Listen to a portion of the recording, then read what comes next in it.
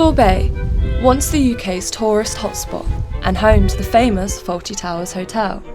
But since the return of the recession and more low-priced holiday options, many of the hotels in Torbay have become derelict, or in the case of the Fawlty Towers Hotel, turned into a block of flats. There has been a repeated theme in the Torbay's media about the arrival of migrants to the English Riviera. Families in the thousands have been housed in some of Torbay's most prominent hotels by government officials. I'm here to see how this has affected tourism and whether there's any benefit to the arrival of migrants despite the negative media narrative. I began in the town of Paynton, which already has 2 hotels being used to house migrants. I asked the public what they thought on the situation. If you're going to want to mix the races together, then do the same for the people that are living on the streets. You know, it's disgusting. The world's gone to pot.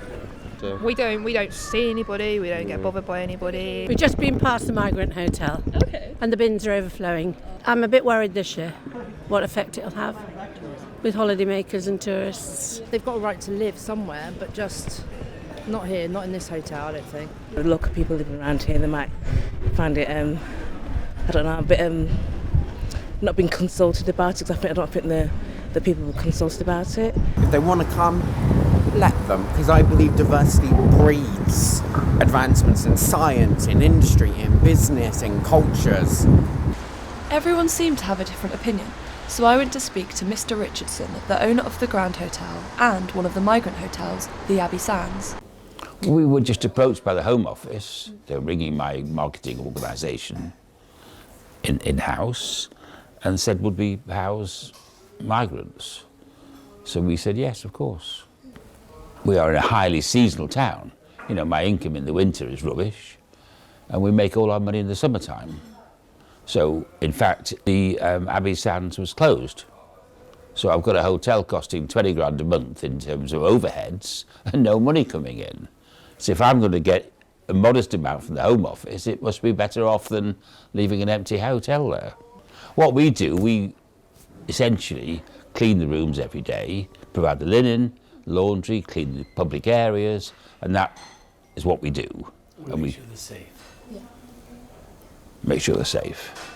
So we don't know who they are, we don't know how many there are, we just supply the rooms to the Home Office and they fill them with the appropriate numbers. We've had floods of goodwill from locals, we've had toys, we've had clothes, we've had lots of donations for these people. You know, we're charging a modest price for what we're doing.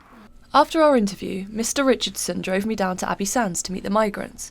I spoke with Elaine, who's been looking after them during their stay.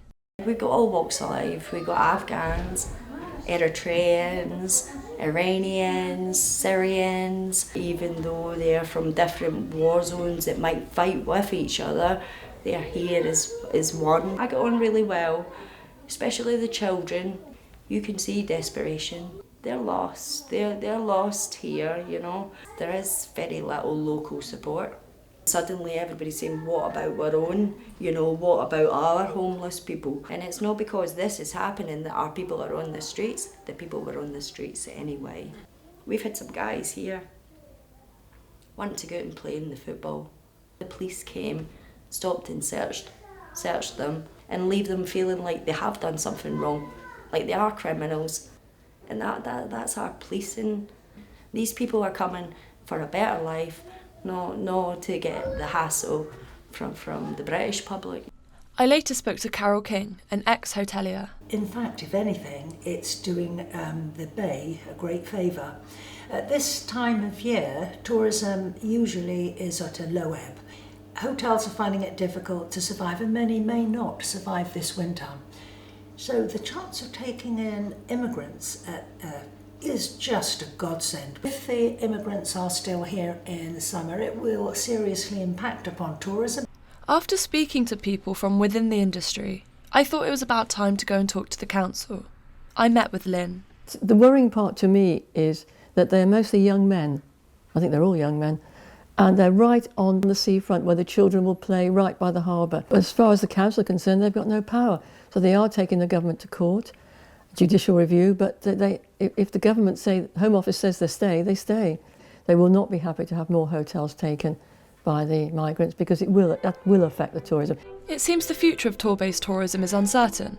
What I do know is that the arrival of migrants during the winter months is financially beneficial for Torbay hoteliers. With summer on the horizon, I only hope that these migrants are as accepted as they are now, but can't help but feel that hostility will only grow as the summer comes back around.